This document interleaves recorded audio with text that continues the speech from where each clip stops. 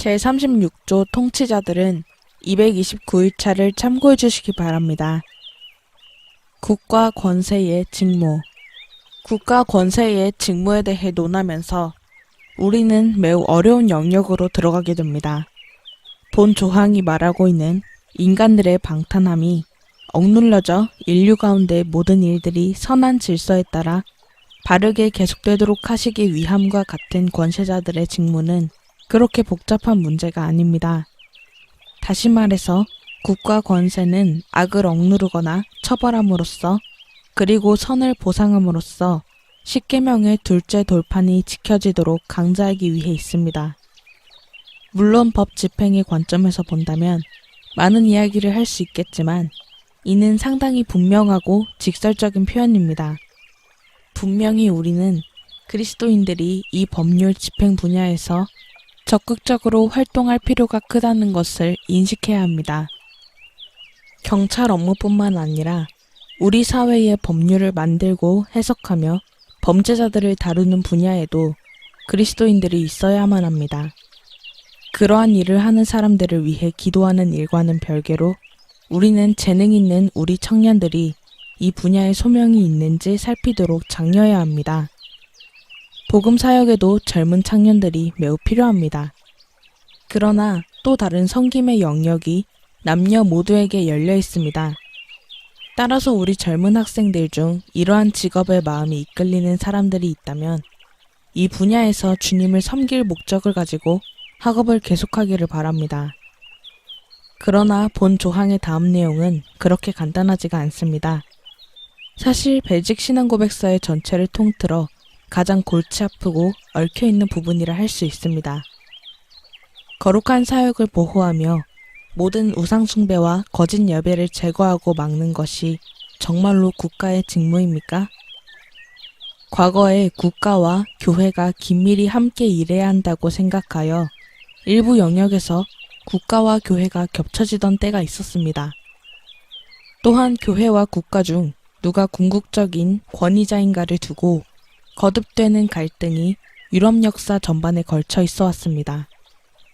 벨직 신앙고백서를 작성한 귀도 드 브레와 그의 많은 동료들은 교회의 거짓 교리를 제거할 의무가 정부에게 있다는 견해를 고수했습니다.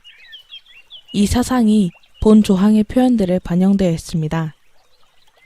우리는 모든 인간에게 참되신 한 하나님을 예배할 의무가 있다는 것을 인정해야 하고 정부는 자신의 권위가 하나님으로부터 온 것을 깨달아야 하지만 우리는 이상적인 환경에서 살고 있지 않다는 사실 또한 인정해야 합니다. 우리 사회는 다형적입니다. 이는 우리 사회에는 수많은 서로 다른 형태의 사회구조와 종교들이 존재하며 중립적인 입장에 머무르고 있음을 의미합니다. 슬프게도 우리는 이 중립성이라는 말이 대개 하나님의 말씀을 대적하는 입장을 뜻한다는 것을 보게 됩니다. 실상은 중립적일 수 없는 문제이기 때문입니다.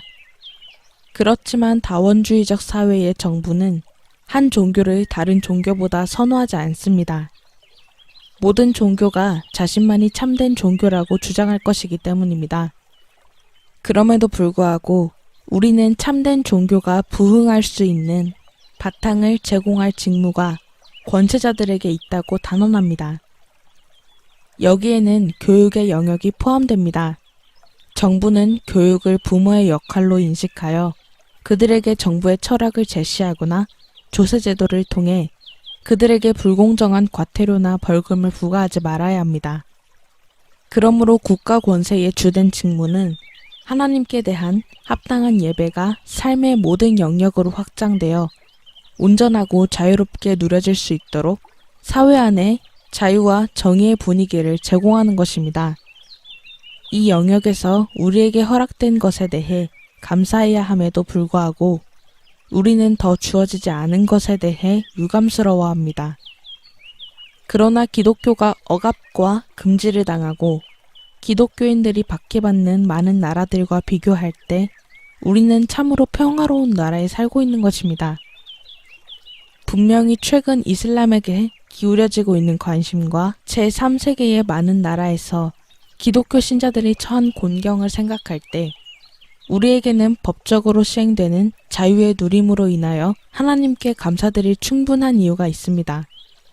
또한 이 자유들이 보존되고 보호되도록 경계해야 할 충분한 이유가 있습니다.